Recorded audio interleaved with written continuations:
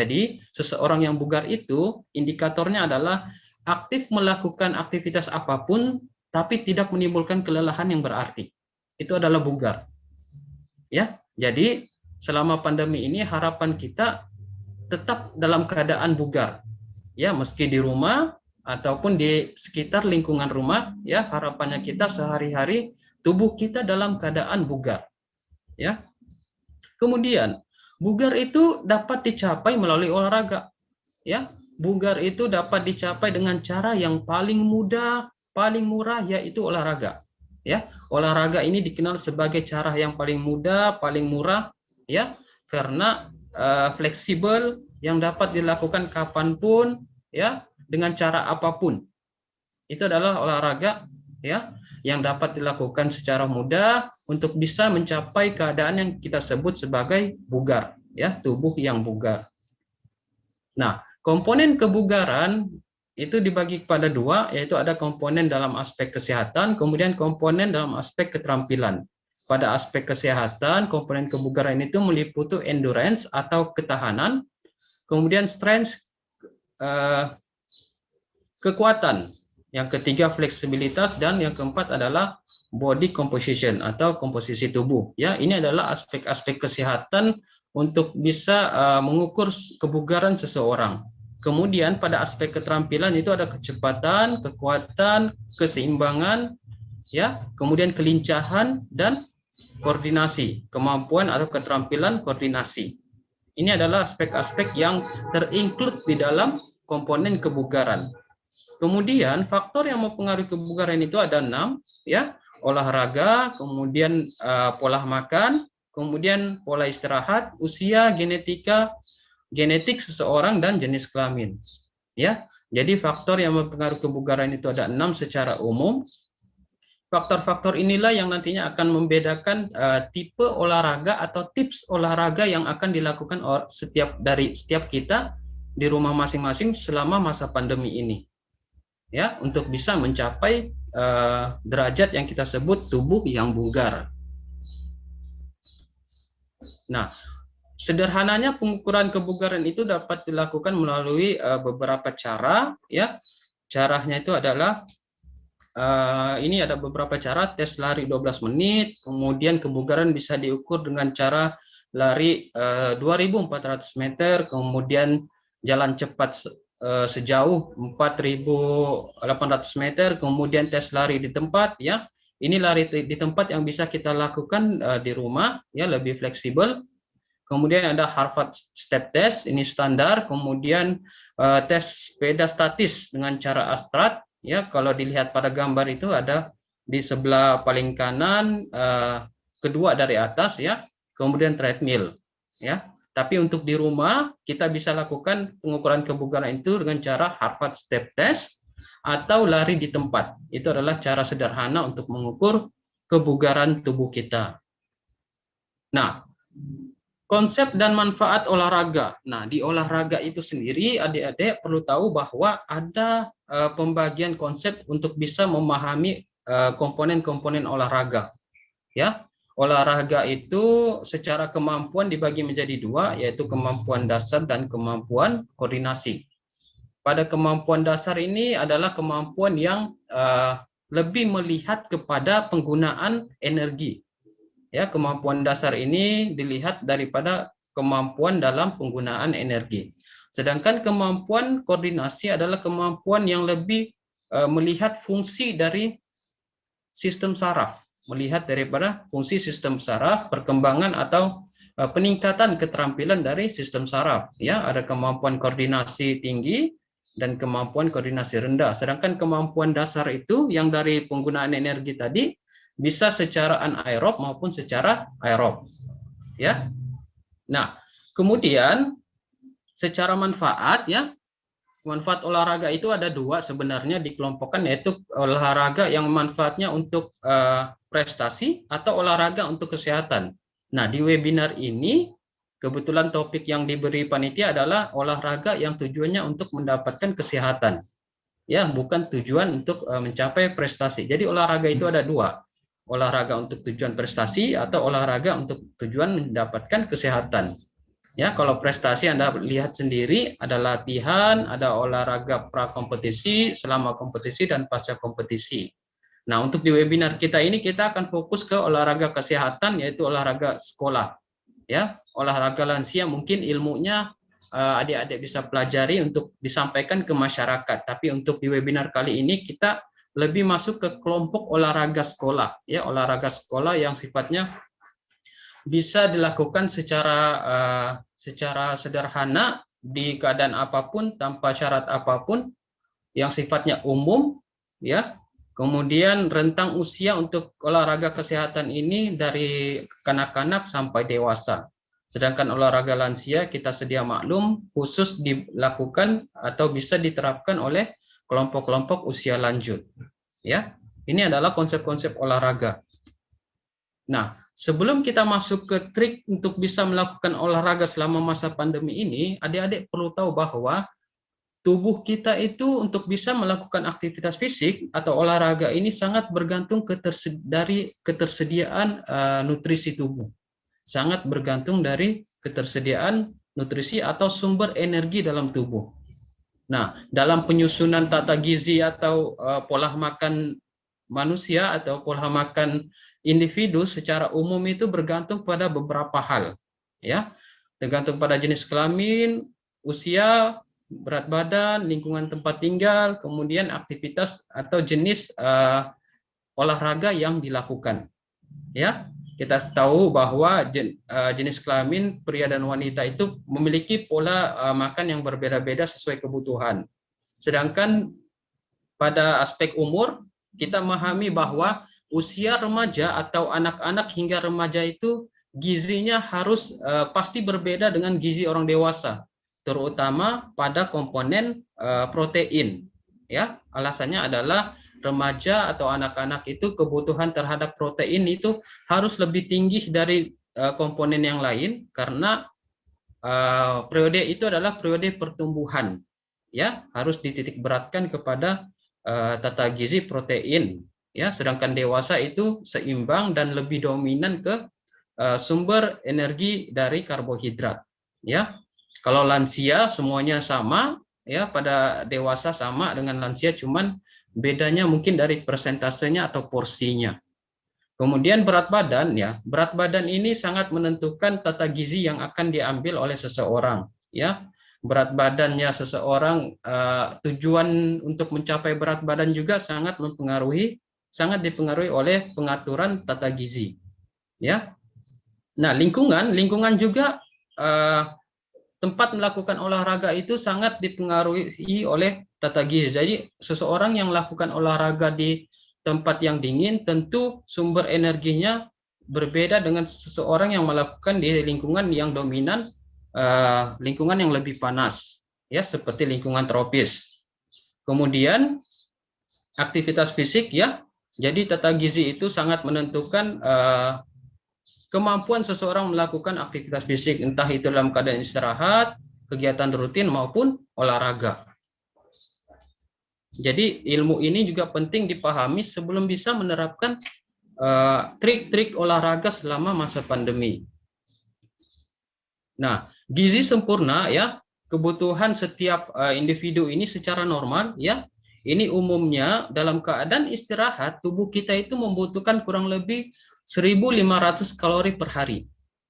Ya, dari gizi sempurna kita, dari makanan kita, dalam keadaan istirahat satu hari itu tubuh kita membutuhkan 1.500 kilokalori, ya. Nah, untuk aktivitas rutin, ya, aktivitas rutin ini artinya aktivitas selain olahraga, ya, seperti Anda duduk, ya, Anda berdiri, Anda memasak, ya, Anda membaca buku, ya. Itu aktivitas rutin pada pria dan wanita berbeda kebutuhan kalorinya. Pada pria 2.500 hingga 3.000, sedangkan pada wanita 2.000 hingga 2.500 kilokalori per hari. Nah, kita pahami juga gizi itu tersusun atas dua komponen besar. Komponen pertama itu adalah komponen yang menjadi sumber energi, yaitu karbohidrat, lemak, dan protein. Sedangkan komponen yang kedua adalah komponen sebagai pengontrol untuk bisa memicu atau meningkatkan produksi energi dalam proses metabolisme energi, yaitu vitamin, mineral, elektrolit, dan air. Nah, sedangkan kebutuhan energi saat olahraga itu biasanya 2 hingga 3 kali lebih besar dari kebutuhan energi saat istirahat. Ya, jadi saat olahraga, jika saat istirahat kita butuhkan 1.500, saat olahraga, ya apapun olahraganya, sesuai intensitasnya, kebutuhan energi itu 2 hingga 3 kali lebih besar dari saat istirahat. Kalau istirahat dibutuhkan 1.500, berarti saat olahraga kita butuh sekitar 3.000 per hari hingga 4.500 per hari. Lebih besar dari energi yang dibutuhkan untuk melakukan aktivitas rutin. Nah, di nutrisi olahraga juga yang memicu untuk bisa melakukan olahraga kesehatan dan kompetisi itu punya prinsip. Ya, jadi prinsipnya kebutuhan akan nutrisi olahraga disesuaikan dengan komposisi gerakan, yang mana hal ini erat dengan pola pembentukan energi yang sangat bergantung pada ketersediaan sumber energi. Ya, jadi setiap aktivitas fisik atau setiap bentuk olahraga yang dilakukan, entah itu secara indoor atau outdoor, itu memiliki komposisi gerakan, ya, komposisi gerakan dominan yang terjadi di dalam satu bentuk olahraga. Apa saja komposisinya? Ya, jadi ada 4 komposisi gerakan. Ya, jadi setiap gerakan ini ketergantungannya terhadap energi berbeda-beda. Ya, kemampuannya untuk kebutuhannya terhadap energi berbeda-beda. Contoh gerakan eksplosif maksimal. Contoh gerakan eksplosif maksimal ini seperti seseorang yang bermain bulu tangkis melakukan jumping smash atau olahraga lompat jauh. Itu adalah gerakan eksplosif maksimal. Ya, namun pada gerakan ini belum terbentuk namanya asam laktat. Jadi potensi untuk lelah itu kecil. Potensi tubuh untuk mencapai lelah itu kecil, sehingga lebih dominan penggunaan energi ini adalah energi anaerob dan fosfogen. Ya, kreatin fosfogen dan anaerob. Ya, pembentukan asam laktat relatif lebih kecil. Nah, gerakan kedua yang kita kenal gerakan eksplosif maksimal berulang-ulang. Ya, ini berulang-ulang. Contohnya juga orang yang bermain bulu tangkis melakukan jumping smash berulang-ulang, atau orang yang melakukan olahraga basket. Ya.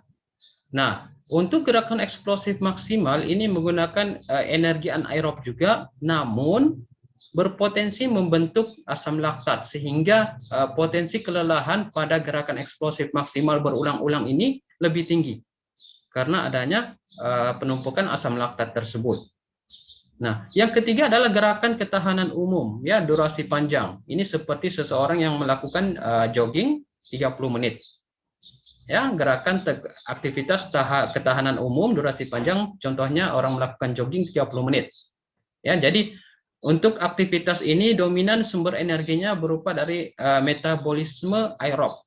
Ya, metabolisme aerob yang lebih bergantung kepada ketersediaan kecukupan terhadap oksigen untuk bisa memecah sumber-sumber energi, entah itu karbohidrat, ya, protein atau lipid.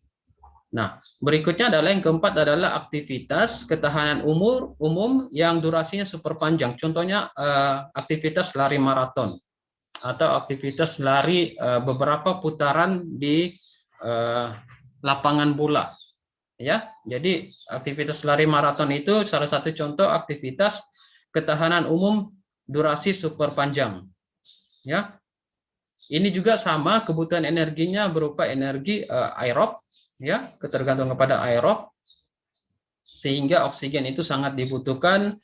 Dan pada aktivitas ketahanan umum super panjang ini biasanya ada kondisi di mana terjadi pemuatan karbohidrat, terjadi pemuatan karbohidrat selama proses olahraga tersebut. Jadi ada titik-titik tertentu seorang atlet itu yang melakukan maraton itu diberi minuman minuman yang isinya adalah minuman elektrolit, dan juga kadang diberi semacam makanan atau semacam snack yang komposisinya adalah komposisi glukosa yang mudah dicerna, ya, indeks glikemiknya tinggi. Ini adalah contoh beberapa aktivitas yang sangat bergantung kepada ketersediaan energi, ya.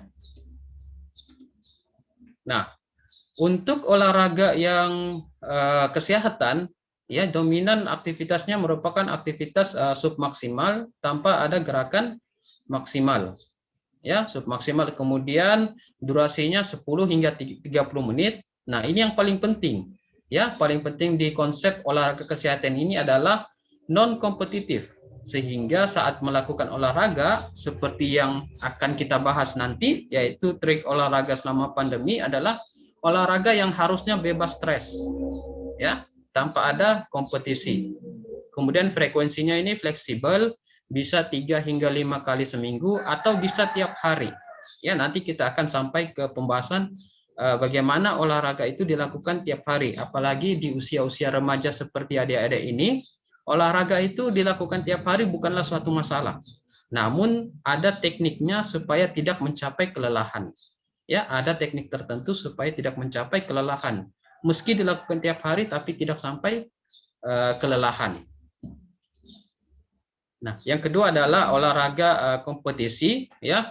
Ini dilakukan berdasarkan intensitas, ya, berdasarkan tipe olahraga, tentu juga berdasarkan tujuan yang ingin dicapai dalam kompetisi itu, ya. Jadi contohnya seseorang yang olahraga kompetisinya lompat tinggi tidak mungkin disuruh melakukan pola makan dengan diet yang lemak tinggi atau karbo tinggi. Karena apa? Lompat tinggi itu sangat bergantung kepada berat badan. Kalau seseorang berat badannya lebih besar, ya, jadi kemampuan lompat tingginya pasti akan kecil. Nah, berbeda dengan olahraga kompetisi sumo. Sumo pernah dengar, ya? Olahraga sumo yang di Jepang. Nah, itu sangat mengandalkan pola makan yang lebih besar. Ya, pola makan dengan komposisi lemak, karbohidrat yang lebih besar. Karena sangat bergantung kepada berat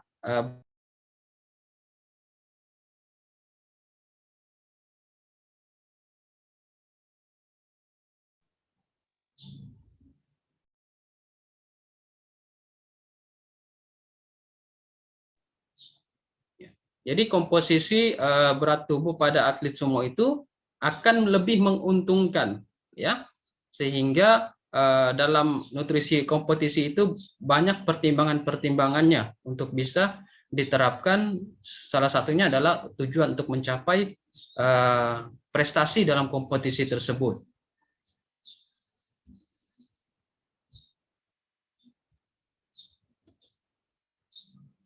Nah, ini adalah konsep penting yang juga harus dipahami dalam penerapan nutrisi. Jadi tidak asal-asalan, ya, kita menerapkan nutrisi kalau kita aktif olahraga, tidak asal-asalan kita menerapkan nutrisi. Ada pedoman sederhananya, ada pedoman yang standarnya untuk bisa dilakukan sebelum kita melakukan olahraga, ya. Jadi olahraga yang kita pilih, apapun olahraganya, kita harus paham dulu penerapan nutrisi ini. Kenapa harus paham nutrisi? Karena nutrisi inilah sumber energi untuk bisa kita melakukan olahraga. Intensitas olahraga yang dapat berupa olahraga kekuatan, ya, atau olahraga daya tahan. Nah, yang pertama yang dilakukan dulu, kita harus pahami jenis olahraga.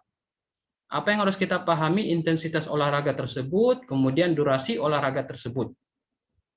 Ya, tentang frekuensi dan tipe olahraga itu tergantung kepada individu masing-masing. Kalau jenis olahraga, ya terserah individu masing-masing yang mana tipe olahraga yang menyenangkan, ya. Kemudian frekuensinya juga tergantung daripada kesiapan seseorang, ya. Namun yang paling penting dalam hal penerapan makanan ini adalah kita harus paham intensitas dan durasi olahraga. Yang kedua, kita harus tahu dulu kebutuhan dasar energi kita. Tubuh kita dalam keadaan istirahat, berat saya segini, tinggi saya segini, kira-kira berapa kebutuhan energi saya? Kita harus tahu dulu kebutuhan energi dasar kita dalam keadaan istirahat.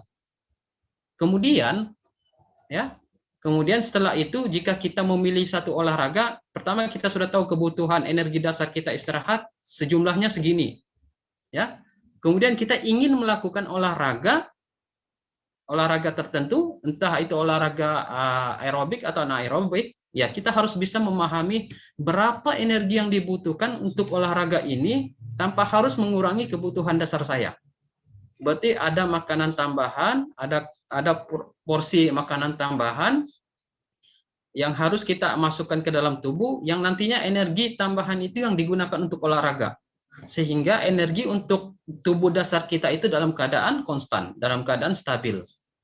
Ya, itu yang paling penting, karena keadaan stabil itulah yang nantinya akan membuat olahraga kita lebih efektif, akan membuat tubuh kita bisa mencapai kebugaran.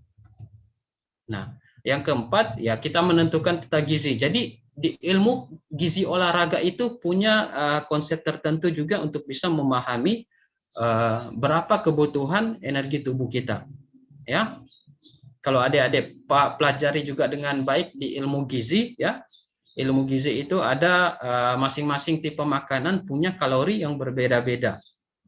Ya, jadi jumlah kalori itulah yang nantinya adik-adik pahami untuk bisa adik-adik terapkan, ya, sebelum bisa melakukan olahraga tertentu. Jadi jangan asal melakukan olahraga tanpa harus mengetahui kondisi kebutuhan energi tubuh dulu.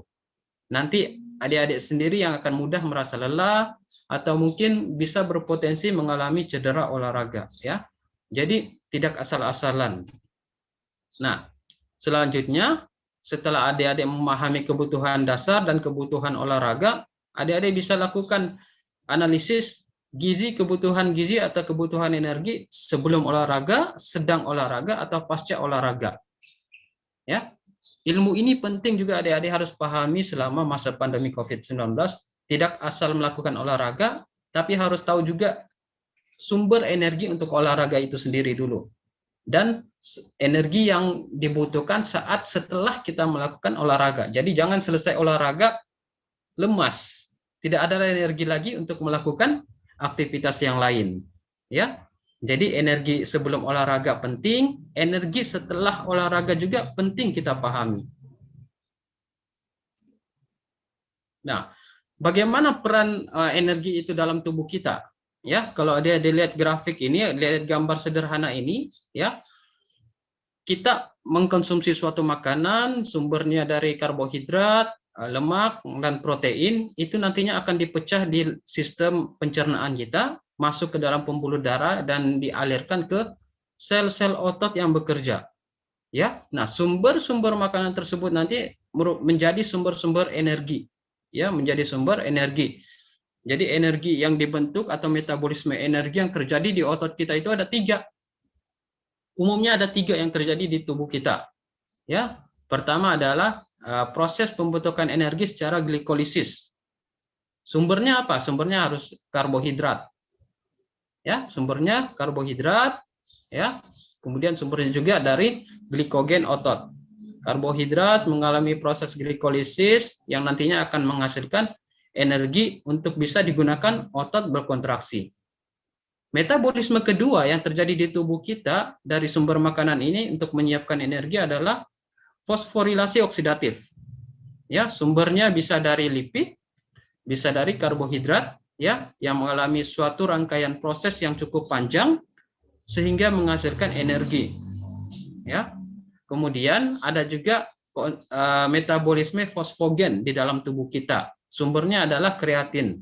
Ya, sumbernya berasal dari kreatin fosfat yang dipecah sehingga menghasilkan energi tinggi.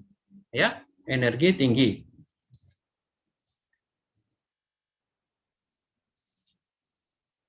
Nah, ini juga konsep yang adik-adik harus pahami sebelum olahraga. Jadi jangan mentang-mentang sudah paham ilmu gizinya, jangan karena sudah tahu ilmu nutrisinya, selesai makan langsung olahraga. Jangan.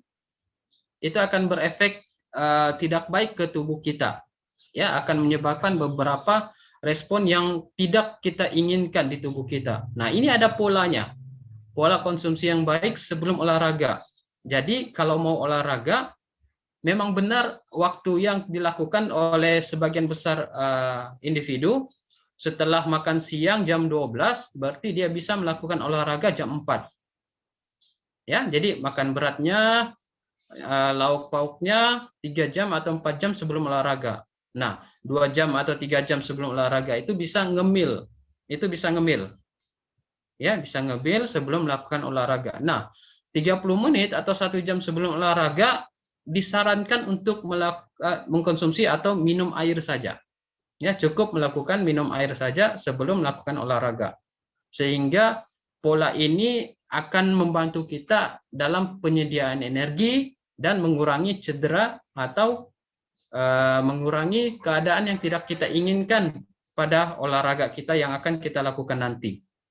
Ya, jadi kalau adik-adik melakukan olahraga pagi, ya, karena tidak mungkin Anda makan lengkap, ya, mungkin Anda ngemil di 2 jam sebelum olahraga, adik-adik bisa ngemil, atau adik-adik minum saja lalu melakukan olahraga.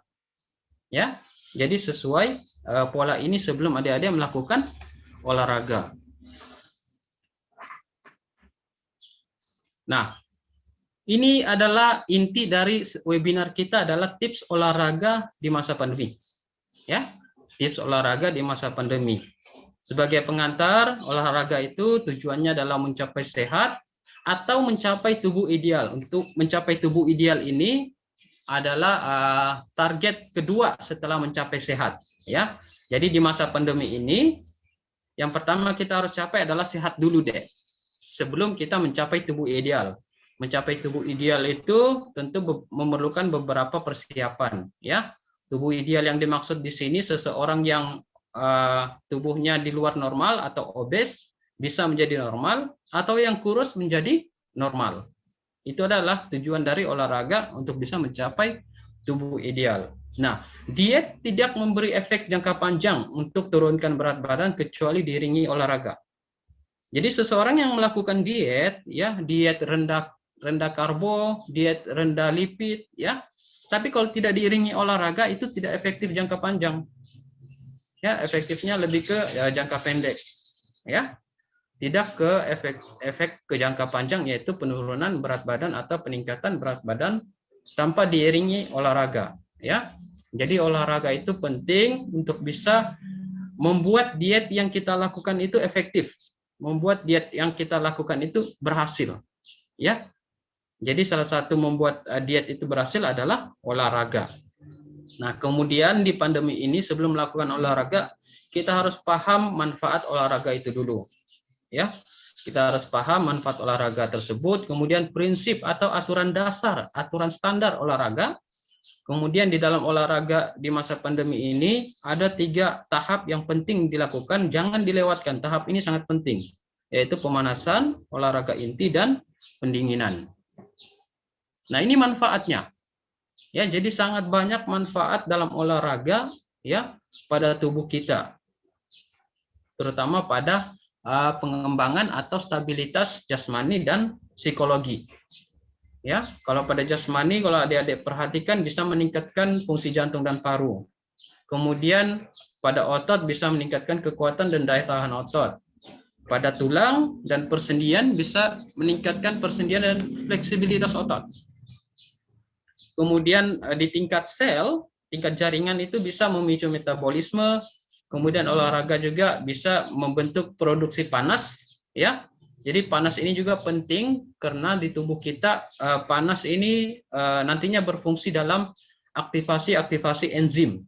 Ya, jadi makanan yang kita cerna nantinya sebagainya akan dibentuk menjadi enzim, ya. Untuk bisa membentuk enzim itu, maka olahraga yang menghasilkan panas ini, dan panas itu nantinya akan berguna untuk bisa membuat enzim-enzim itu aktif bekerja dalam melakukan metabolisme sel.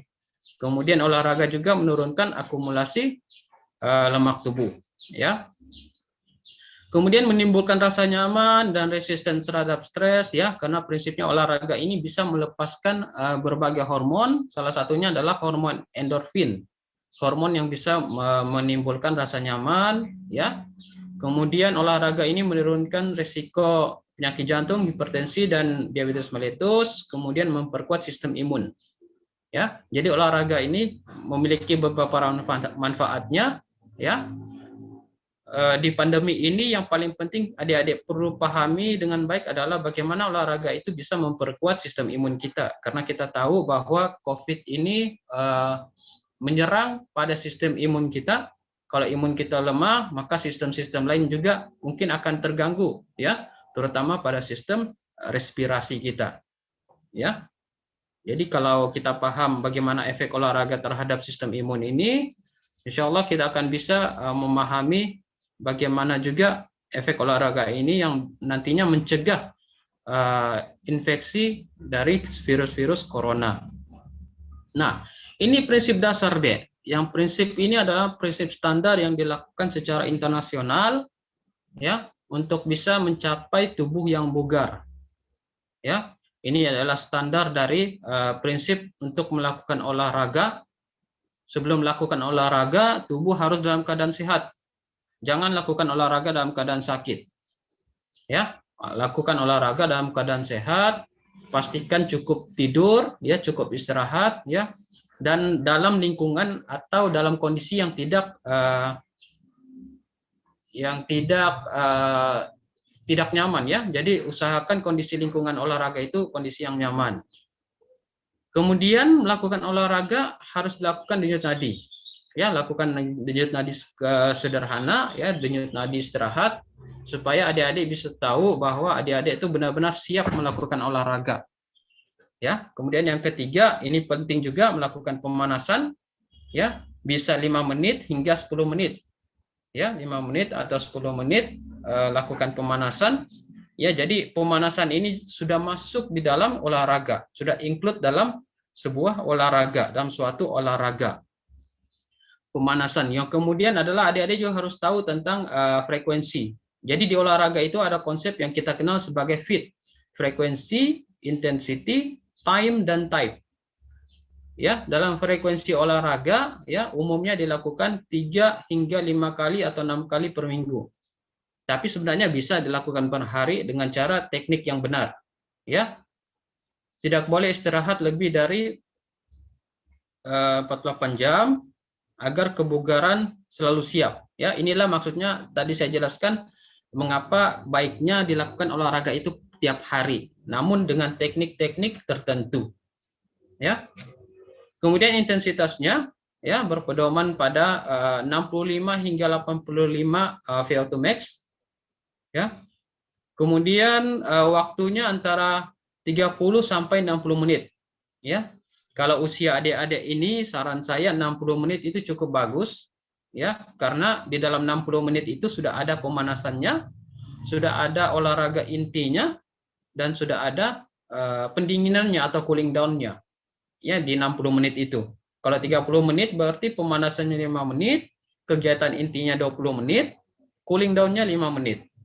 Ya, kalau 60 menit berarti 10 pemanasan, 40 aktivitas intinya, olahraga intinya, berarti 10-nya adalah pendinginannya. Nah, untuk tipe olahraga, ya, ini disesuaikan. Ya, adik-adik sesuaikan dengan minat adik-adik. Sangat banyak tipe-tipe olahraga. Entah itu tipe olahraga berdasarkan penggunaan energinya, aerob atau anaerob, atau tipe olahraga berdasarkan keterampilannya. Ya, atau tipe olahraga fleksibel. Jadi tipe-tipe olahraga itu sangat banyak. Ya, tergantung minatnya adik-adik, tergantung ketersediaan alat-alat. Kalau tersedia alat-alat untuk olahraga, ya berarti tipe olahraganya juga berbeda. Tergantung juga kondisi di lingkungan adik-adik. Jadi tipe olahraga ini dilimpahkan atau diberikan ke individu masing-masing. Namun kalau frekuensi, intensitas, dan waktu atau durasi olahraga itu baiknya mengikuti standar. Kalau tipe olahraga itu dilimpahkan kepada adik-adik masing-masing. Ya, nanti kita akan lihat tipe-tipe olahraga. Sangat banyak tipe-tipe olahraga yang bisa dilakukan di rumah, tanpa harus keluar rumah, tanpa harus jauh dari rumah. Kalaupun keluar rumah atau di lapangan, ya adik-adik juga bisa melakukan olahraga dengan catatan tetap menjaga protokol, ya, seperti menjaga jarak dan lain-lain. Ya, jadi sebelum memilih olahraga itu juga, ya adik-adik harus tahu kondisi tubuh adik-adik, ya, harus tahu beratnya, kemudian harus tahu keadaan tubuh adik-adik. Ya, ini fungsinya untuk mencegah cedera dan lain-lain. Ya, kemudian ada olahraga-olahraga tertentu untuk mereka yang obes. Ada olahraga tertentu untuk mereka yang ada riwayat asma. Itu juga ada olahraganya. Ya, bukan berarti orang asma tidak bisa olahraga, bisa. Ya, dalam kondisi tertentu, seseorang juga punya tipe-tipe olahraga tertentu.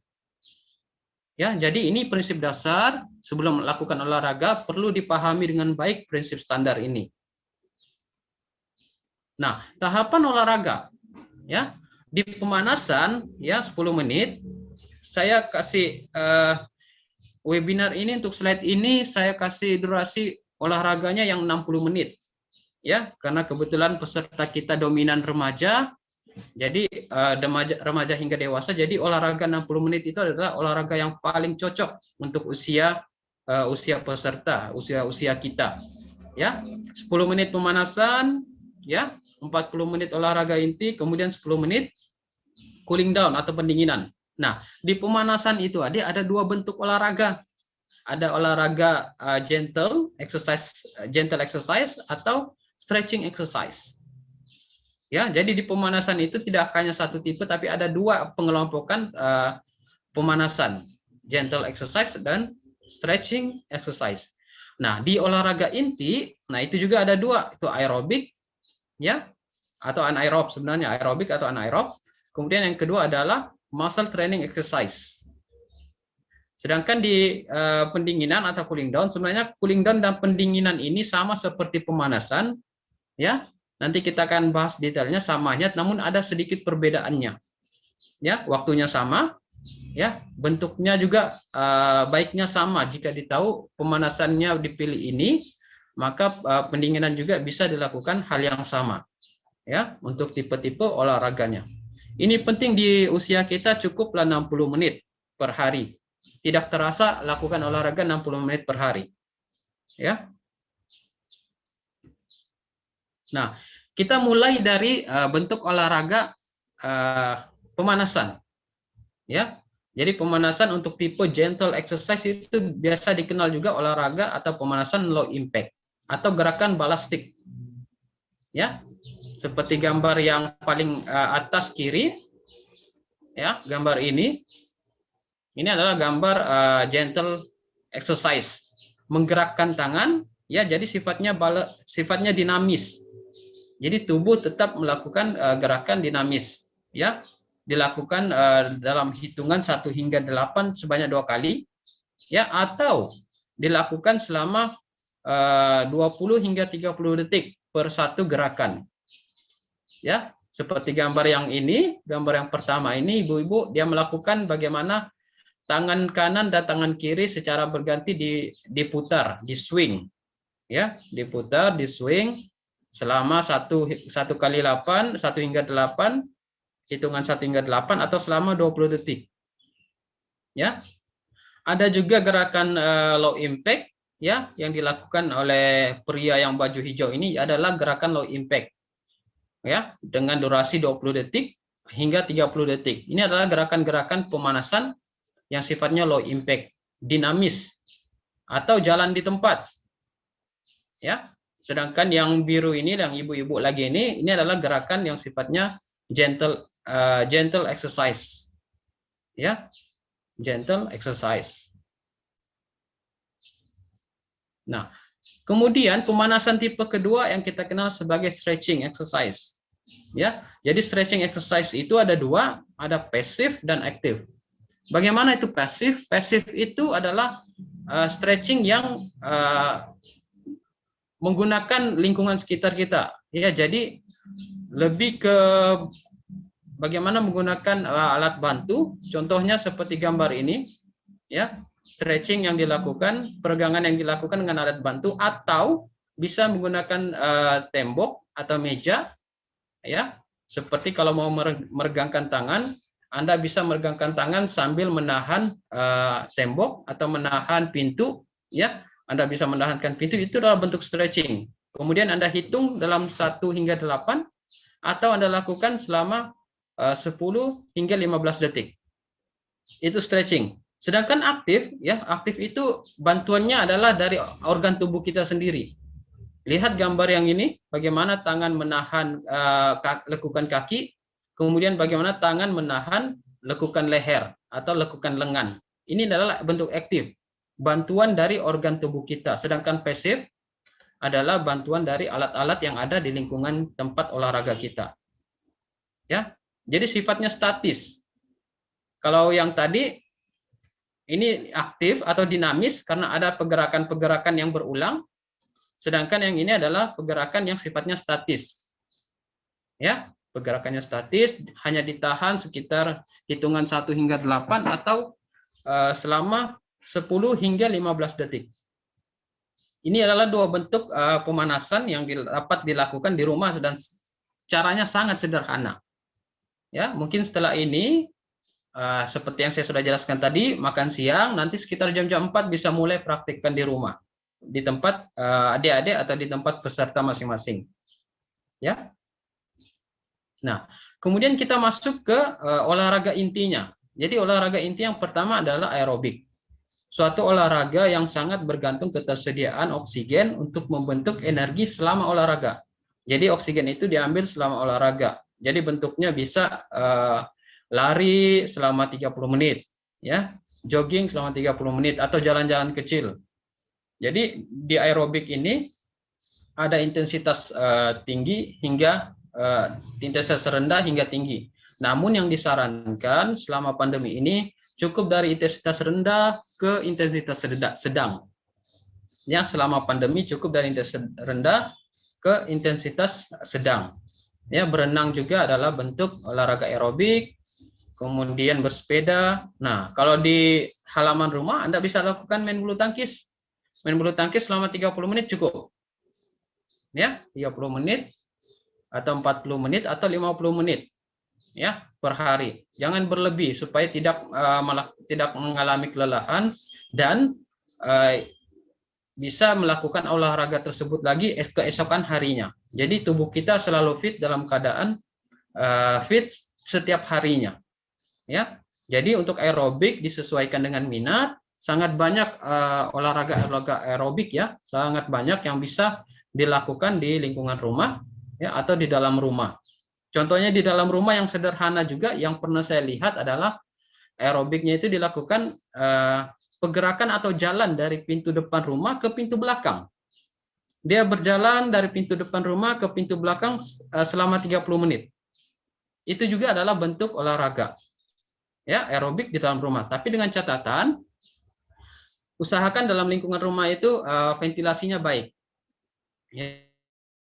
Ya, atau ada olahraga online. Kalau adik-adik perhatikan, masing-masing menggunakan Zoom meeting, lalu melakukan olahraga di rumah masing-masing. Ya, jadi ada interaktif secara online dengan peserta lain melakukan olahraga. Ya, ada satu instrukturnya, kemudian yang lain juga pesertanya melakukan olahraga. Ya, olahraga online di rumah masing-masing menggunakan aplikasi Zoom. Itu lagi tren. Ya. Olahraga menggunakan Zoom itu lagi tren di negara-negara luar. Di Indonesia ini saya belum pernah lihat videonya.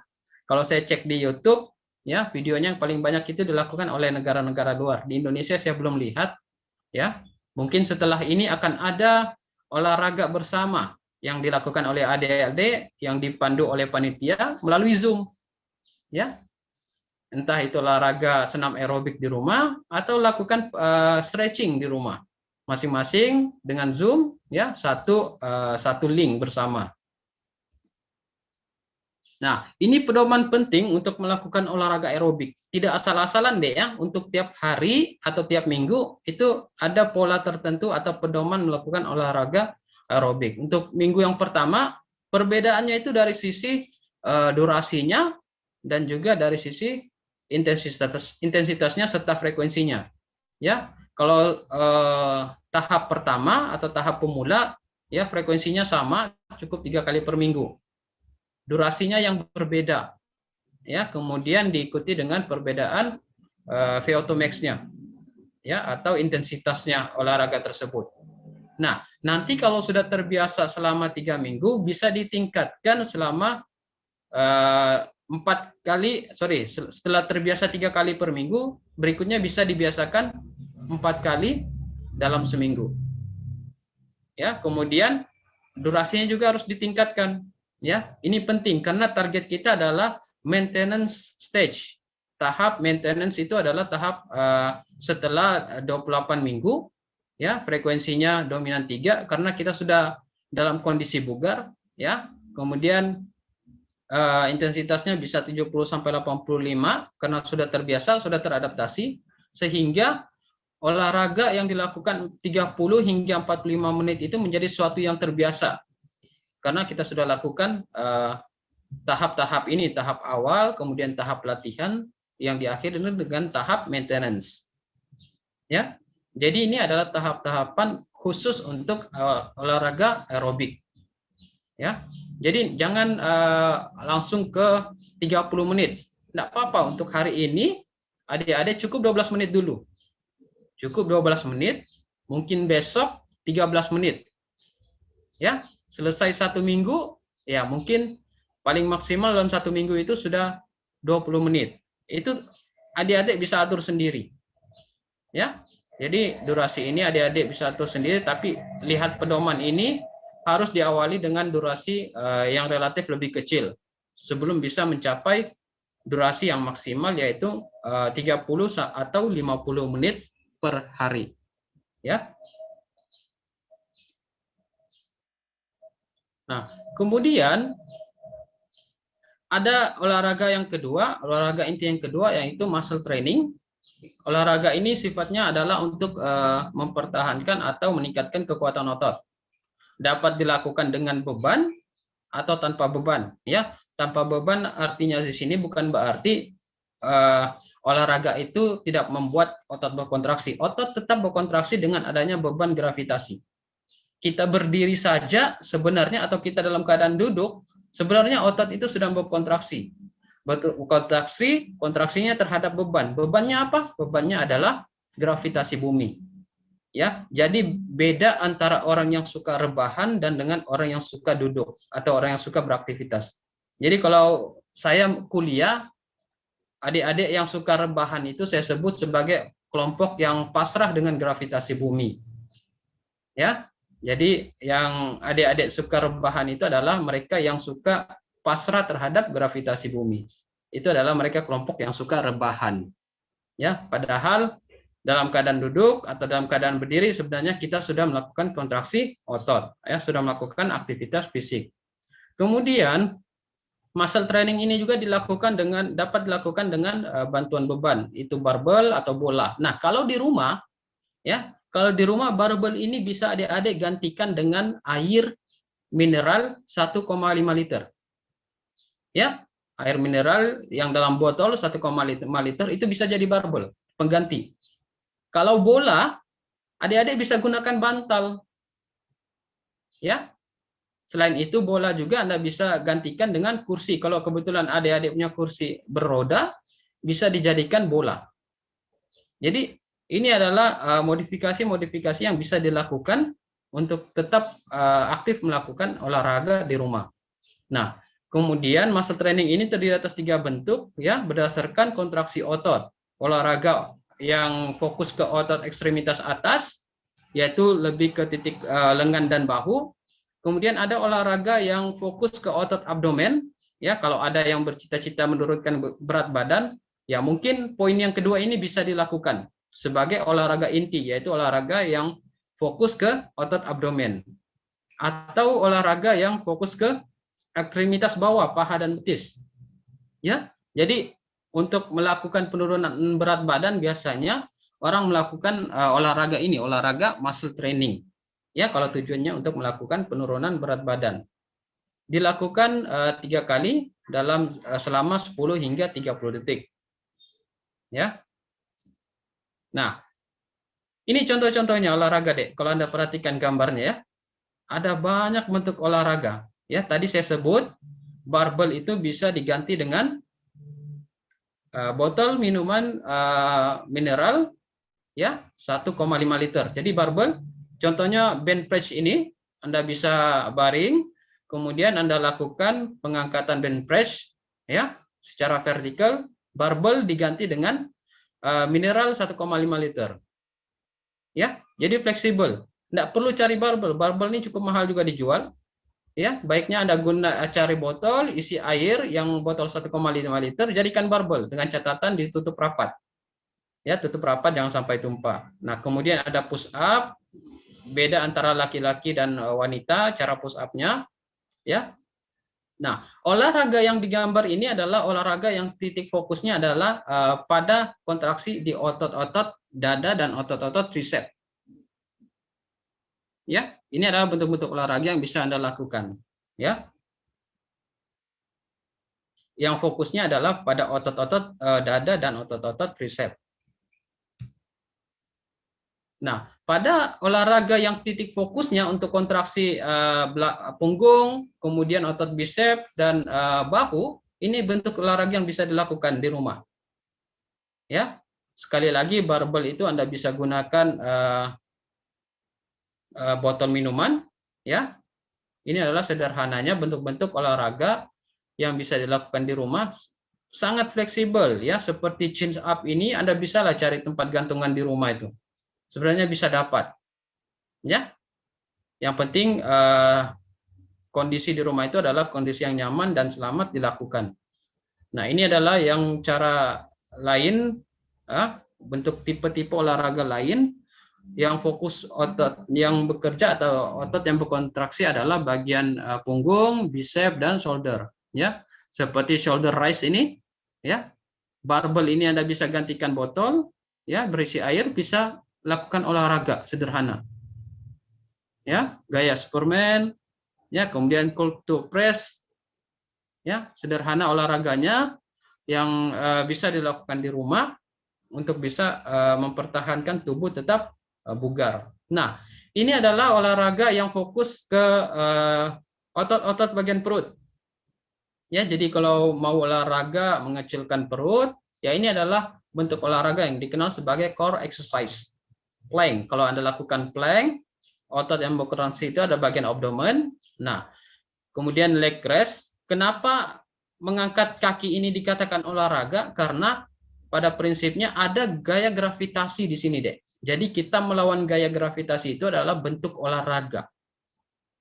Ya, melawan gravitasi itu adalah bentuk olahraga. Jadi saat kita mengangkat kaki kita selama 10 detik, ya, kalau adik-adik harus coba pasti akan terasa bagian abdomen ini melakukan namanya kontraksi otot. Ya, kalau adik-adik coba lakukan saja 10 detik, ya. Pasti adik-adik akan rasa bagian abdomen ini mengalami kontraksi.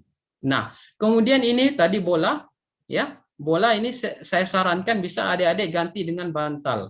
Kenapa bantal? Karena kalau bola ini lepas mengenai muka kita tidak akan terlalu sakit. Sama halnya bantal. Kalau gantikan dengan bantal, ya, bola ini hanya sebagai perantara untuk bisa membuat bagian abdomen ini berkontraksi. Hanya sebagai alat bantu atau perantara untuk bisa melakukan olahraga atau kontraksi otot abdomen. Ya, jadi kalau menggunakan bantal, kalau bantal itu jatuh mengenai muka kita tidak akan terlalu sakit juga. Ya. Jadi jangan menggunakan alat pengganti bola ini dengan sesuatu yang lebih berat yang bisa membuat kita cedera. Saya menyarankan Anda gunakan bantal sebagai pengganti bola. Ya. Nah, kemudian bentuk core exercise yang kedua yang lainnya adalah ini abdomen, ya, otot abdomen tapi bagian kolateral kita, bagian sisi kanan, sisi kiri yang mengalami kontraksi. Sekali lagi barbel ini bisa Anda gantikan dengan botol minuman 1,5 liter, ya, air. Bola ini bisa Anda gantikan sebagai dengan menggunakan bantal, ya. Kemudian olahraga cycling juga adalah bentuk olahraga yang titik fokusnya adalah kontraksi pada otot abdomen, ya. Nah, kemudian ini juga bentuk-bentuk olahraga, ya. Nah, ini yang saya bilangkan tadi, ini yang saya sampaikan tadi. Kalau di rumah adik-adik kebetulan ada kursi yang memiliki roda, ya bisa menggantikan bola ini. Ya. Bisa menggantikan bola ini kalau adik-adik punya kursi yang memiliki roda. Sebagai pengganti bola ini untuk bisa melakukan olahraga stability ball roll in. Ya. Ini juga olahraga bentuk yang bisa membuat kontraksi pada abdomen, ya. Jadi prinsipnya olahraga ini bukan ulangan, tapi lebih ke durasi waktu Anda menahan kurang lebih 5 hingga 10 detik, ya. Kalau sudah terbiasa, biasanya ada yang mencapai sampai 30 detik, ya, seperti menyentuh ujung kaki, ya. Kemudian bentuk fit rest ini, ya, bisa dilakukan menggunakan hitungan waktu, ya, 10 hingga 20 detik. Nah, untuk olahraga yang fokus ke otot-otot kaki, ya, ekstremitas bawah, ini contoh olahraga yang bisa dilakukan, ya. Dumbbell and bar, squat bisa, kemudian crossover step, ya. Tumpukan ini bisa Anda gunakan dengan tumpukan sederhana, ya. Yang penting tingginya jangan melewati lutut, ya, jangan melewati lutut untuk mempermudah olahraga dilakukan, ya. Sekali lagi, ini ada barbel bisa digunakan, penggantinya adalah botol minuman. Nah, ini juga bentuk lain dari olahraga yang titik fokusnya adalah otot pada ekstremitas sebawah, ya, kaki, paha, betis. Ya, ini adalah bentuk olahraganya. Jadi semua bentuk olahraga ini bisa dilakukan di rumah dengan cara sederhana, dengan cara yang mudah dan murah, ya. Murahnya kenapa? Anda tidak perlu beli bola digantikan dengan bantal, Anda tidak perlu beli barbel, cukup dengan botol minuman yang berisi air 1,5 liter, ya. Nah, untuk cooling down, ya, tadi saya sudah jelaskan prinsipnya sama seperti saat melakukan pemanasan, ya. Fungsinya cooling down ini meningkatkan suplai darah ke otot guna menyingkirkan residu. Contoh residu itu adalah seperti karbon dioksida, kemudian residu yang lain adalah asam laktat. Selain itu juga bisa mempercepat recovery, karena memang kadang olahraga itu bisa membuat sel-sel cedera, sehingga jika dilakukan cooling down, ya, suplai darah ke otot yang telah melakukan olahraga itu bisa mencapai recovery lebih cepat. Nah, bedanya dengan pemanasan adalah cooling down itu dilakukan, kecepatannya diturunkan secara perlahan. Jadi jangan mendadak istirahat. Ya, jangan mendadak istirahat. Kemudian saat cooling down juga luas pergerakan diminimalkan secara bertahap, ya. Kemudian cukup gerakan statis. Tadi kan pemanasan ada yang gerakan-gerakan yang sifatnya dinamis. Kalau cooling down cukup gerakannya statis, kemudian secara bersamaan dilakukan pernapasan dalam.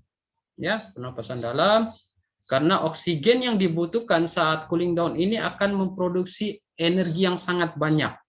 Energi yang banyak itu nantinya akan mempercepat proses recovery, akan mempercepat proses penyembuhan otot-otot atau pengembalian kondisi tubuh dari keadaan olahraga menjadi ke keadaan seperti sebelum olahraga. Ya, jadi kita butuh napas dalam, tujuannya untuk dapat oksigen yang banyak, kemudian oksigen itu mengaktifkan metabolisme aerobik yang sangat besar untuk menghasilkan energi yang cukup besar pula, ya. Nah, setelah cooling down, ya, Anda bisa melakukan dehidrasi, ya, rehidrasi untuk mengurangi atau menggantikan cairan yang keluar, entah itu melalui keringat atau penguapan yang invisible, ya. Jadi minum air setelah olahraga atau setelah cooling down itu penting untuk menggantikan cairan tubuh yang hilang selama olahraga. Nah, ini programnya yang saya maksud tadi untuk adik-adik bisa dilakukan tiap hari. Ya. Kenapa bisa dilakukan tiap hari? Ya, tekniknya yang diganti, Dek.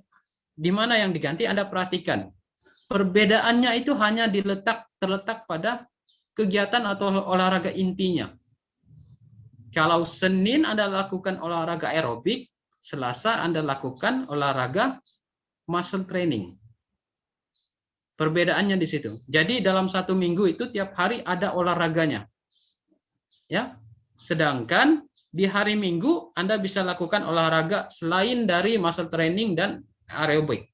Apa itu yang dilakukan? Di hari Minggu Anda bisa lakukan olahraga keseimbangan. Ya, mengukur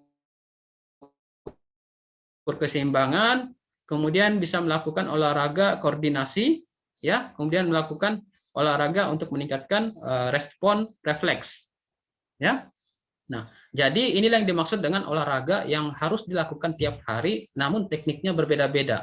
Selasa aerobik, Senin aerobik, Selasa muscle training, Rabu aerobik, Kamis muscle training, Jumat aerobik, kemudian Sabtu muscle training, hari Minggu melakukan olahraga tipe lain seperti fleksibilitas, kemudian olahraga keseimbangan, kemudian olahraga koordinasi, dan olahraga meningkatkan respon refleks.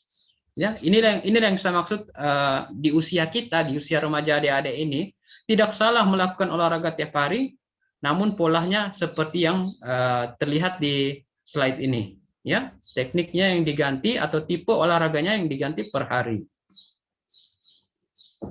Nah, selama pandemi COVID-19, WHO itu menyarankan olahraga tetap dilakukan olahraga per hari. Yang bedanya adalah pada durasi dan kelompok-kelompoknya. Untuk anak-anak dianjurkan atau disarankan perharinya 1 jam. Mengapa? Karena anak-anak ini adalah aktivitas yang tinggi pada anak-anak ini memicu pertumbuhan. Mereka harus aktif untuk bisa tumbuh. Ini anak-anak. Makanya dikasih waktu durasi baiknya di aktivitas fisik di rumah 1 jam per hari. Sedangkan dewasa ya bisa 30 menit per hari selama pandemi COVID. Kalau di luar pandemi COVID bisa sampai 50 menit per hari. Ya. Ini adalah saran dari WHO yang perlu adik-adik tahu dan perlu adik-adik nanti sampaikan ke masyarakat. Nah, kemudian kita sama-sama mengetahui bahwa selama pandemi ini aktivitas fisik itu menurun. Aktivitas menurun, justru yang paling banyak adalah aktivitas duduk. Ya, duduk main HP seperti kita ini duduk. Tapi sebenarnya dalam keadaan duduk ini Anda bisa jangan duduk statis adik, tapi duduk sambil bergerak-gerak. Ya, agar terjadi aliran darah yang baik juga. Nah, kemudian disarankan aktivitas fisik ya per minggu ya, itu di sini catatannya per minggu 150 hingga 300 menit per minggu. Ya, kemudian tipe aktivitas fisik bisa bersifat formal dan informal. Informalnya adalah aktivitas yang tidak terencana, namun ada aktivitas fisik atau ada gerak tubuh. Ya, seperti berkebun, ya, atau melakukan aktivitas indoor apapun di rumah yang tidak terencana, ya. Sedangkan aktivitas formal adalah aktivitas yang terencana dari segi frekuensinya, terencana dari segi intensitas, durasi, dan tipe olahraganya. Itu adalah olahraga formal. Nah, kemudian selama pandemi COVID-19 ini disarankan kita harus punya perilaku sadar terhadap waktu selama duduk. Jangan duduk terlalu lama, sebisa mungkin kita setting di jam kita, jangan duduk lebih dari 1 jam atau jangan duduk lebih dari 2 jam, ya. Bisa lakukan gerak, ya, harus tetap dilakukan gerak aktivitas tubuh. Nah, saran WHO juga 5 bentuk olahraga yang bisa dilakukan secara sederhana di rumah. Nah, ini saya sudah jelaskan tadi, sedang tren-trennya dilakukan adalah online exercise class. Ya. Jadi menggunakan aplikasi Zoom, melakukan olahraga kelompok ya dengan media online Zoom. Kemudian bisa dilakukan olahraga menari. Kemudian ini juga sedang trending-trendingnya lakukan olahraga video game, ya. Kemudian jumping roll, lompat tali ya di rumah bisa dilakukan. Kemudian tadi saya sudah jelaskan olahraga keseimbangan dan olahraga kekuatan otot, ya, yang disarankan oleh WHO agar kita tetap aktif di rumah untuk bisa mencapai kebugaran setiap harinya, ya, bisa tubuh dalam keadaan bugar setiap hari. Nah, kemudian juga ini beberapa bentuk olahraga sederhana juga di rumah yang bisa dilakukan. Jika adik-adik punya kursi yang statis, nah, adik-adik bisa lakukan olahraga berdiri duduk. Lakukan secara berulang-ulang 10 kali atau 15 kali atau hitungan menit, ya, selama semenit, ya, atau selama 30 detik berdiri duduk atau melakukan wall squat, ya, wall squat, atau melakukan push up wall, atau naik turun tangga. Nah, selain itu juga selama pandemi ini kita harus bisa mengatur waktu kita selama duduk. Ya, tadi saya sudah jelaskan, settinglah di HP kita itu duduknya jangan terlalu lama. Kalau misalnya kita pasang alarm per 3 jam harus aktivitas, ya berarti per 3 jam harus tetap beraktivitas. Nah, apa yang terjadi setelah olahraga? Ini yang penting adik-adik harus pahami juga, supaya saat adik-adik berada di masyarakat, ya di lingkungan masyarakat, adik-adik bisa jelaskan apa yang terjadi saat setelah olahraga.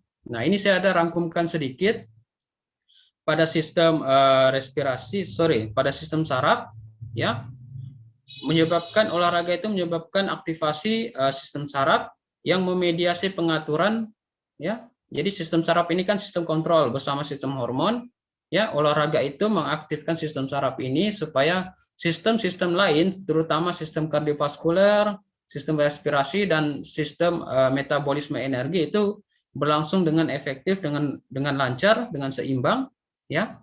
Kemudian efek lain pada tubuh akibat olahraga adalah pada sistem pernapasan, ya. Bagaimana olahraga itu memberi efek kepada sistem pernapasan?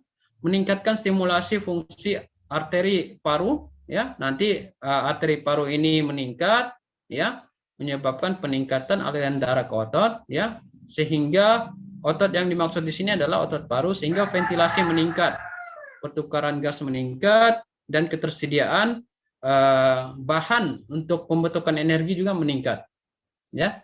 Kemudian pada sistem kardiovaskuler, olahraga itu menyebabkan respons saraf dan kemudian meningkatkan detak jantung, ya. Detak jantung yang meningkat menyebabkan aliran darah meningkat, ya. Kemudian mengaktifkan baroreseptor di pembuluh darah bagian leher untuk meningkatkan cardiac output dan distribusi aliran darah, ya. Jadi olahraga itu penting untuk meningkatkan fungsi kardiovaskuler. Pada sistem renal, ya, olahraga menyebabkan vasokonstriksi pembuluh darah, ya. Kemudian penyerapan ion natrium yang masuk ke dalam darah juga kembali meningkat, karena ion natrium ini penting khususnya pada sistem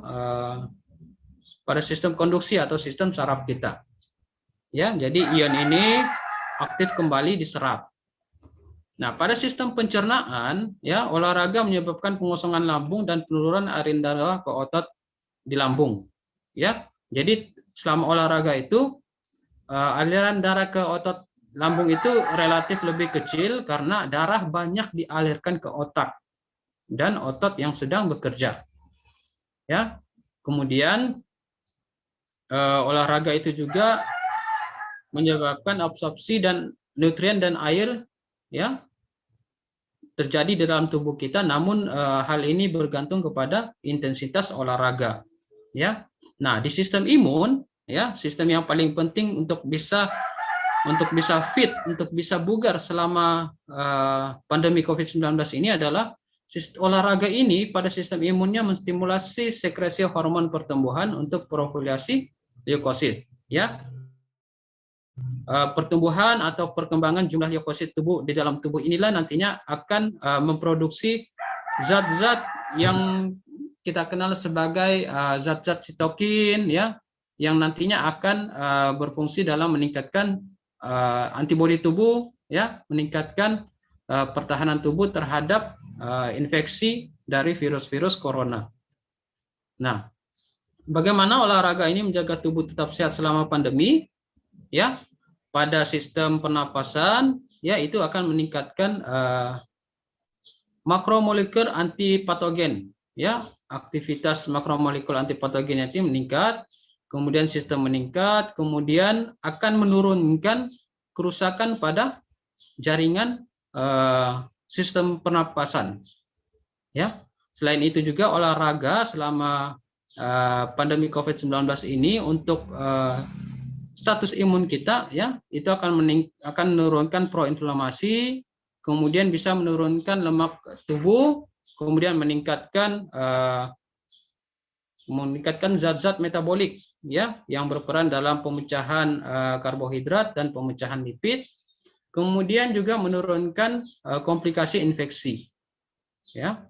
Selain itu juga bisa menurunkan iskemik, ya melalui penurunan protrombik dan pro-atherogenic state pada sistem imun kita, akan meningkatkan kompetisi imunitas kita, ya. Kemudian menurunkan perubahan pada sel kita sehingga sel itu masih dalam keadaan optimal untuk bekerja, ya, sel-sel darah putih kita. Kemudian menurunkan komorbidtas, ya. Ini adalah kondisi di mana tubuh mengalami perubahan atau mengalami respon akibat olahraga yang dilakukan. Olahraga yang dimaksud di sini adalah olahraga intensitas sedang, ya. Respon yang dapat dilakukan oleh tubuh akibat olahraga selama pandemi COVID-19 untuk bisa mencegah virus corona.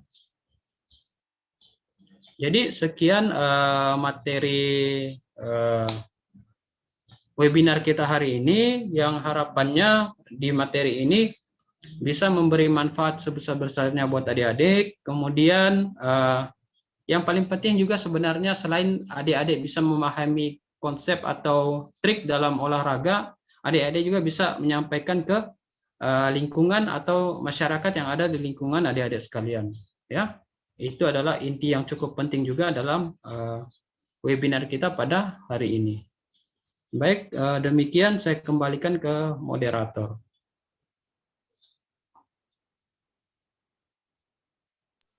Baik, terima kasih kepada Bapak Arwan bin Laito atas penyampaian materinya. Baik, acara selanjutnya yaitu tanya jawab. Bagi para partisipan hadirin sekalian yang ingin bertanya, boleh menggunakan fitur raise hand atau meng-unmute mikrofonnya atau menggunakan kolom chat.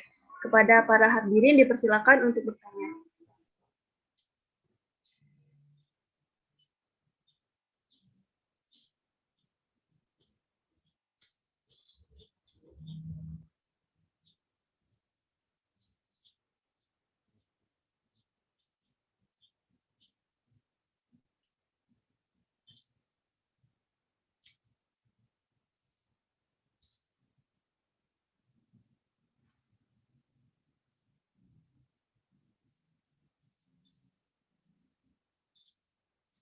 Baik, ini sudah ada penanya dari kolom chat pribadi, yaitu saya bacakan. Pada saat kita melakukan olahraga, misalnya setelah kita olahraga lari atau melakukan olahraga berat, kenapa setelah olahraga itu kita merasa tidak berkeinginan makan, malah kita merasa kayak udah kenyang gitu. Walaupun sebelum olahraga itu kita nggak makan sama sekali. Nah, hal apa yang mempengaruhi hal tersebut? Terima kasih. Setelah olahraga, kondisi ingin makan itu tidak terlalu muncul, tidak terlalu ada, ya. Jadi pada prinsipnya olahraga itu memang setelah segera olahraga, tubuh masih dalam keadaan kompensasi, ya. Tubuh masih dalam keadaan kompensasi, dalam artian masih membutuhkan durasi waktu tertentu untuk bisa kembali ke keadaan seperti sebelum olahraga. Berarti setelah olahraga itu, tubuh harus bisa kembalikan detak jantung. Kemudian tubuh juga harus bisa melepaskan atau mengurai residu-residu yang terjadi selama proses metabolisme energi selama olahraga. Ya. Kemudian tubuh juga setelah olahraga itu harus bisa mengembalikan komponen atau volume air yang terbuang selama olahraga. Nah, jadi kemungkinan seseorang yang nafsu makan yang berkurang setelah olahraga, bukan nafsu makan ya, keinginan untuk makannya berkurang, itu mungkin karena proses recovery-nya belum tuntas secara baik. Ya, recovery dalam hal keseimbangan sistem sarafnya, kemudian recovery dalam hal sistem kardiovaskulernya, atau mungkin saja seseorang itu penuh bagian lambungnya oleh volume air. Ya, jadi seseorang kalau saat setelah olahraga lebih banyak mengkonsumsi air, ya, melebihi dari kebutuhan menggantikan, maka nafsu makan itu akan kurang, karena nafsu makan itu muncul jika lambung itu dalam keadaan kosong. kalau lambung dalam keadaan berisi, entah itu isi air, ya pasti keinginan untuk makan itu relatif rendah, kecuali telah terjadi pengeluaran atau pembuangan volume air yang besar melalui sistem urin atau melalui ekskresi, ya barulah terjadi kembali muncul respon rasa lapar, ya. Jadi kemungkinan itulah yang menyebabkan seseorang rasa lapar itu kadang tidak muncul setelah selesai olahraga, ya. Demikian moderator. Baik, terima kasih kepada Bapak Arwan atas jawabannya. Di sini juga ada lagi pertanyaan dari Kak Raisa Salsabila. Beliau bertanya, apakah ada ketentuan mengenai jenis dan durasi olahraga bagi wanita yang sedang mengalami menstruasi? Dan apakah berolahraga di malam hari diperbolehkan? Sekian, terima kasih. Oke, yang pertama menstruasi. Seseorang wanita yang mengalami menstruasi masih aman melakukan olahraga.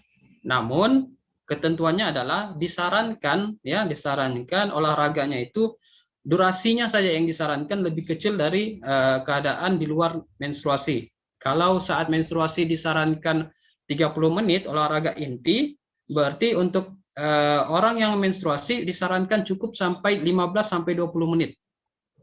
Ya, cukup disarankan olahraga 15 sampai 20 menit. Karena apa? Olahraga saat menstruasi ini ada manfaatnya juga. Ya, salah satu manfaatnya adalah saat olahraga tubuh itu menghasilkan endorfin. Endorfin adalah hormon yang bisa menimbulkan rasa nyaman. Nah, rasa nyaman itulah nantinya akan mengurangi rasa nyeri saat menstruasi atau mengurangi rasa kram saat menstruasi. Ya, itu adalah kerja dari hormon-hormon endorfin. Ya, jadi ada manfaatnya olahraga saat menstruasi. Kemudian yang kedua tadi, apa yang kedua tadi saya lupa. Apakah berolahraga di malam hari itu diperbolehkan? Ya, ini kebetulan sesuai dengan penelitian saya.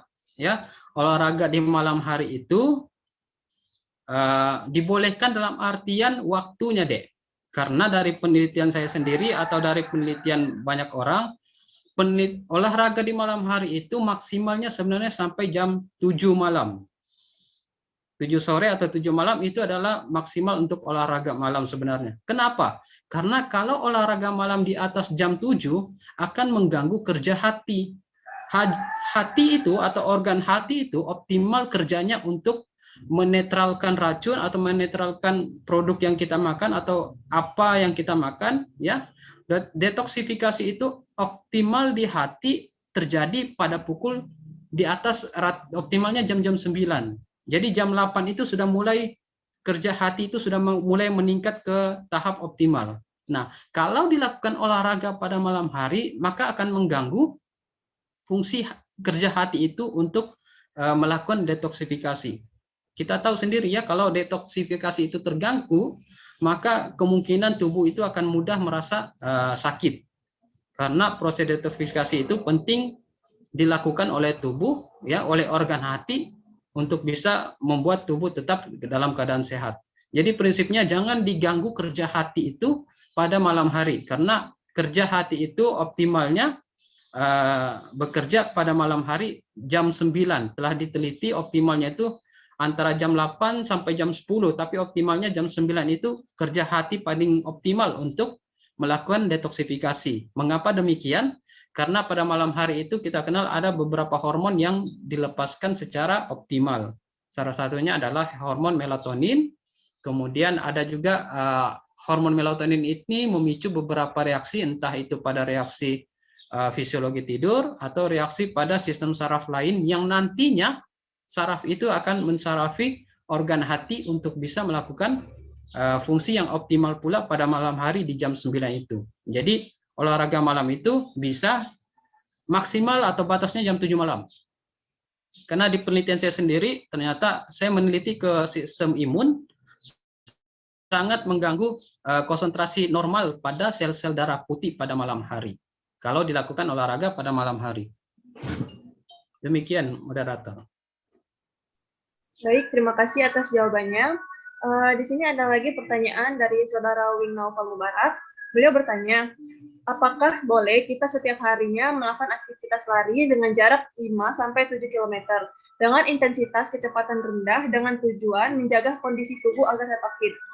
Lalu, apakah hal tersebut dapat memicu overtraining pada tubuh? Sekian, terima kasih.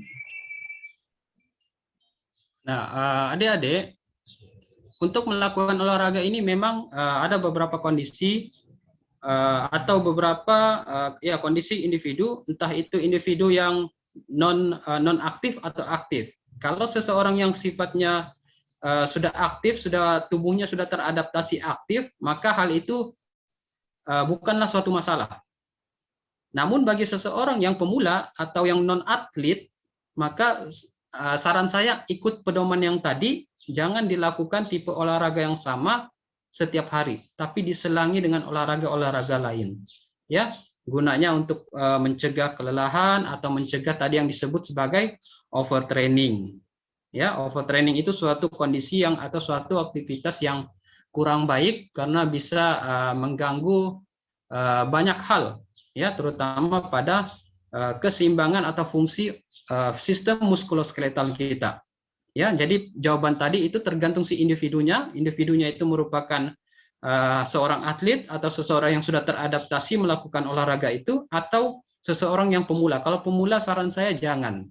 Kalau pemula ikut pedoman yang saya sudah jelaskan tadi. Hari Seninnya aerobik, hari Selasanya muscle training, kemudian aerobik, muscle training, kemudian di hari Minggu sempatkan untuk melakukan olahraga yang fleksibel, olahraga keseimbangan, kemudian olahraga lebih fokus ke koordinasi, dan olahraga peningkatan refleks tubuh.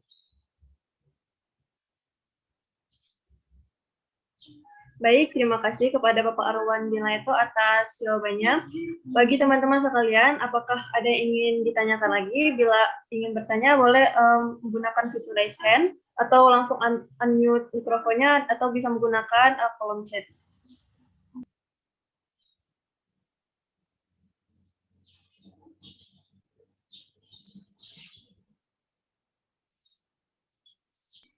Baik, jika tidak ada, kita lanjut ke acara kita selanjutnya. Acara kita selanjutnya yaitu penyerahan sertifikat kepada pemateri, yaitu Bapak Arwan Binaito SPD MKes, kepada si Pupdok. Kita silakan untuk men-share screen dan mengambil dokumentasinya.